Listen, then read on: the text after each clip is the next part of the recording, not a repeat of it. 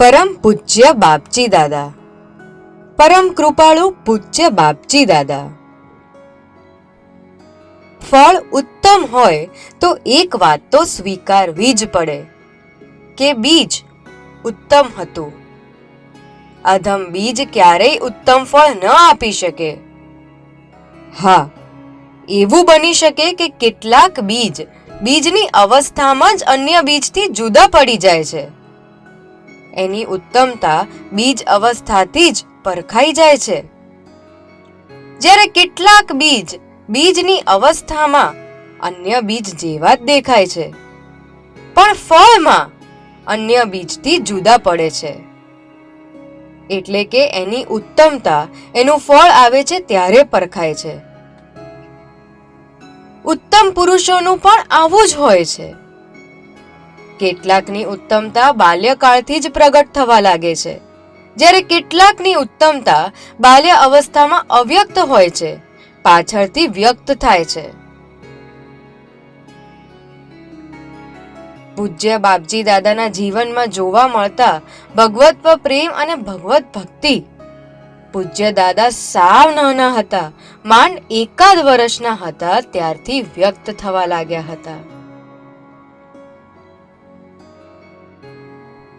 મનસુખભાઈ કે ઉજમબા બાળ ચુનીલાલને લઈને દેરાસર જાય ત્યારે નાનકડો ચુનીલાલ ટીકીને ભગવાનને જોયા કરતો.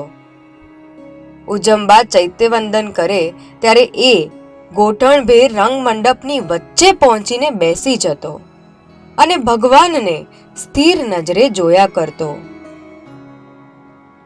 જોતા જોતા રાજી થઈ જતો. એના મુખ ઉપર ખુશી છવાઈ જતી. એ હાથ ઉછાળવા લાગતો અને થોડી ક્ષણો પછી પાછો સ્થિર નજરે ભગવાનને જોવા માંડતો. પોતાની મસ્તીમાં જીવતા માણસને ક્યાંક ગમે અને ક્યાંક ન ગમે એવું નથી હોતું. એ જ્યાં હોય ત્યાં પોતાની મસ્તીમાં હોય છે.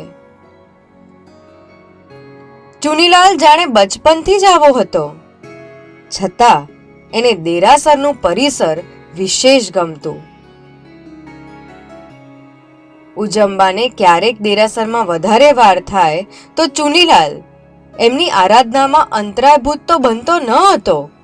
ઉલટું ઉજમબા એને તેડીને દેરાસરથી ઘરે જતા હોય ત્યારે ચુનીલાલ હાથથી સતત એક ઈશારો કરતો હોય.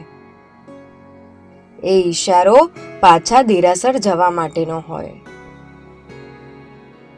હજુ તો એણે બોલવાનું એ શરૂ નહોતું કર્યું, છતાં સવાર પડે એટલે દેરાસરની દિશા તરફ એના ઈશારા ચાલુ થઈ જાય અને જ્યાં સુધી એને કોઈ દેરાસર ન લઈ જાય ત્યાં સુધી એ ઈશારા થોડા સમયના અંતરે ચાલ્યા જ કરે. આરતી જોવી, આરતી કરવી, આરતી સાંભળવી એને બહુ ગમે. આરતીના સમયે એને અવશ્ય દેરાસર લઈ જવો પડે. આરતી વખતે તાલબદ્ધ થતો ઘંટરાવ એને એનો રણકાર સાંભળવો ખૂબ ગમે. એક દિવસ મનસુખભાઈએ ઉજમબાને કહ્યું, ઉજમ, તમે જોયું? દેરાસરમાં ચુનીલાલ આખો બદલાઈ જાય છે. ઘોડિયાની બહાર આવ્યા પછી એ કાંઈ ને કાંઈ કાર્ય કર્યા જ કરે છે. ભલે એની મસ્તીમાં હોય છે, કોઈ કકળાટ નથી, પણ ખૂબ ચંચળ છે અને દેરાસરમાં પ્રવેશ કરતા જ એ ચંચળતા જાણે ગાયબ થઈ જાય છે. ભગવાનને કેવો ટીકીને જોયા કરે છે. ઉજમબાએ કહ્યું, શરીરની હલનચલનને જોઈને તમે ચંચળતા કહો છો, પણ એ ચંચળતા નથી.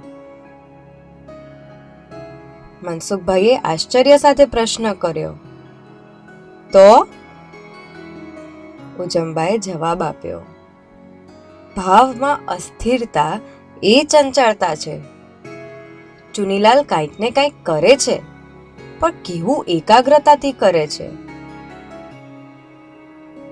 મનસુખભાઈ આજે ફરી અચંબિત થયા હતા. ઉજમબાએ અપૂર્વ વાત કરી હતી અને ઉજમબાની વાત સાંભળી એમના ધ્યાનમાં પણ ચુનીલાલની એકાગ્રતા આવી. એમની નજર ઉજંબા પ્રત્યે ગઈ. એ નજર કહેતી હતી, તમારું નિરીક્ષણ બરાબર છે. ઉજંબાએ મનસુખભાઈની નજરમાં રહેલું અનુમોદન અનુભવ્યું તો ખરું, પણ એનાથી રાજી ન થઈ શક્યા.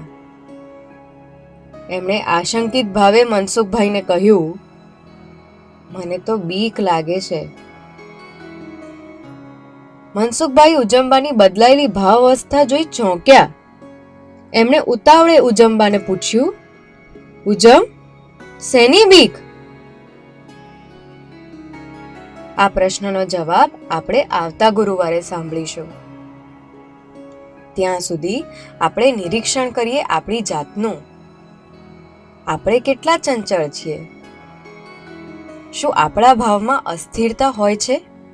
શું આપણે કોઈ શુભ ભાવમાં, સાત્વિક ભાવમાં ટકી શકીએ છીએ ખરા? દાદાની ભક્તિમાં અને એવા શુભ ભાવોમાં વધારે ને વધારે રહી શકીએ એવો પ્રયત્ન કરીએ. એ જ પ્રયત્ન રૂપી પ્રેમનું પુષ્પ દાદાના શ્રી ચરણોમાં અર્પણ કરીએ. ઓમ શ્રી સિદ્ધિ સુરેશ્વર સદગુરુભ્યો નમઃ.